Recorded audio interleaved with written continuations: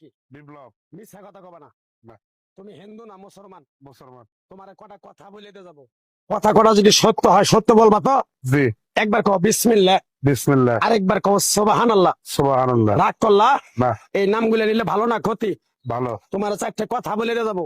কথা চারটা যদি সত্য হয় সত্যই বলবা, মিথ্যার আশ্রয় নিবা, আল্লাহর কাছে ঠেকা থাকবা। কি কইছি কথাটা বুঝতে পারছো? জি। মুখ লাগাও। তুমি এমন একটা ব্যক্তি যে কয় আইলো তার পিছেই যাও, গেলে পরে তোমার ক্ষতি হয়, লাভ হয় না। কথাটা ঠিক না বেঠিক? ঠিক। রাগ করলা? না, না। যখন তোমার কাছে টাকা পয়সা থাকে তখন তোমার আপন বন্ধু বান্ধব, কাছের মা বাবা মা থাকে। যখন তোমার কাছে টাকা পয়সা থাকে না, তোমার আত্মীয় স্বজন কোনো বন্ধু বান্ধব তোমার কাছে থাকে না। কথাটা ঠিক না বেঠিক?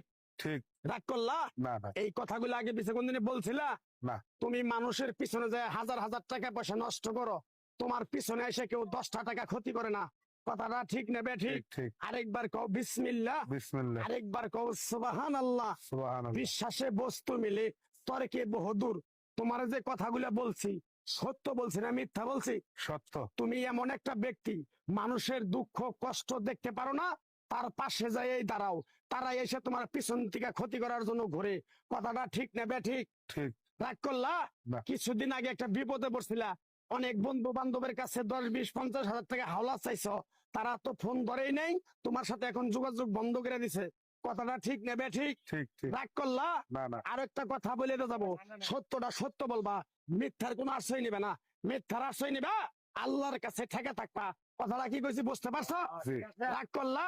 আমার ওস্তাদে বলছে পাগলা রে, চাইয়া খাবি পেটে আটবো না, চুরি করে খাবি পিঠে আটবো না।